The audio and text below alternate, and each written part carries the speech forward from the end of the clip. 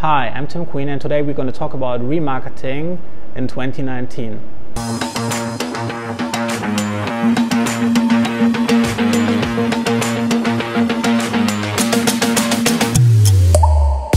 If you don't know what remarketing is or tracking pixel, let's start with tracking pixel first. There's different social media platforms and advertising platforms such as Google, Facebook, Twitter, LinkedIn, and Instagram who give you the opportunity to retarget people who are visiting one of your profiles or interacting in some form with your content. So let me explain how that works. Usually you get like a little snippet of code and you install this on your website. And every time anyone is visiting your website, this little script will make a ping back and send the information to Google, Facebook, Instagram, and they will tell them, oh, this user just visited this specific web page. And they sat here for this many seconds. And now the trick comes that all of those platforms, in most cases, they know who you are. For example, most people never log out of Facebook. So when this little script is sending a little ping back to Facebook and says, yeah, someone just visited your website, Facebook knows you're still logged in, and because you're still logged in and it goes to facebook.com, they can actually match that you visited this specific page on Facebook. Now, this is really interesting.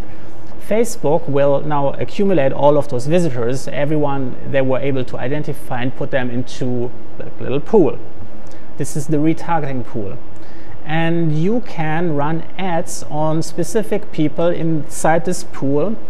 And you can target, for example, you want to run an ad and show this to everyone who has visited a specific web page.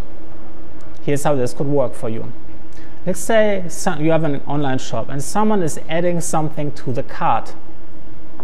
Then you could start a timer and you say, if this person is not completing the purchase within the next 3 hours, you want to retarget them and remind them to complete their purchase. They might just have forgotten about it. So what you would do, you set up this retargeting software, you set up the automation to trigger like a remarketing campaign after 3 hours of time.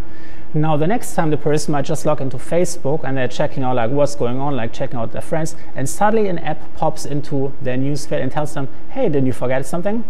And then you might even show like a picture of the product they added to the cart. And this has a very high success rate in converting people who just forgotten about it. Maybe something happened, like maybe the doorbell rang or like someone called them and then they forgot about it. But they would still be willing to buy it. But instead of like forgetting about this and then making a purchase like a few days later, maybe with some other person, now they complete it with you. So this is one of the ways how you can use remarketing. You can have a forgotten checkout functionality to retarget people. You might do something else as well. For example, you might want to convert people who have indicate strong buying signals. This could be someone who has visited a certain number of pages on your website or who has visited specific key pages. For example, if someone is opening up your pricing page, this could be a strong indicator that someone is actually considering to making a buying decision. So if you have a high price product or service, this could be valuable, a lot of money for you. If you can retarget those people, just those who have checked out your pricing page, or maybe even checked out your pricing page 3 times. Maybe that's your trigger. You say like, this is someone who's really serious, who's really considering to buy my service, my product. Run an ad campaign and see how many of those you can convert. And let's say your average price for like one of your products would be like $1,000. And you could get a new person to click on your ad for $1. This can make a huge profit margin if you use that right. So here's how many people mess this up. They just have one pool of people who visit the website and they don't differentiate like what the person was doing on your website. So it's really key to track exactly what each person is doing, which pages are they visiting, how many times are they visiting, how frequent, what are they clicking, what kind of other content they've done before, are they on your email list, are they already a customer. Like the worst thing of retargeting I've seen, Someone is already a customer, and then the person is going to the website, and then they're getting retargeted by Facebook to sign up for the product while they already are a customer. So that's complete waste of money. So you have to have some kind of mechanism in place to exclude existing customers. This way you can really tailor it to just attract the people you want to have as a customer. So that's the second way how you can use remarketing tools. Another way how you can use remarketing tools is as a quality control measure. So let me give you an example. If you want to run promoted content on Facebook, Instagram, Twitter or LinkedIn, you will notice a very serious problem. You will see that a lot of those platforms have a lot of bots. And the bots try to behave as human as possible or as useful to the platform as possible. So you will see that those bots actually click on random ads just to make sure that the platform isn't that upset that they're actually there to spam people, because they're going to make some money from the fake clicks of the bots. Now here's the thing. The bot will just send a signal that they click this button. They will not actually visit your website or do any other form of behavior. If you want to promote content on any of those platforms, you can use a measure of quality control, and you say, promote this content to people who have visited my website, or create a lookalike audience of people who are similar to the ones who are visiting your website. If you set it up like this, you can be fairly certain that the ad will only be shown to real people and not to bots, because bots don't actually go to your website, they don't browse around, they don't visit multiple pages. So by really carefully selecting the criteria of who you want to retarget and then creating a lookalike audience of similar users, you can prevent a lot of click fraud. You really optimize and get the most out of your marketing budget, and you're not wasting money on fake bots and fake traffic. So that's one of the best ways how you can use remarketing pixels, and it's also a great way how you can grow your social media audience by promoting content. It can be seen by more users.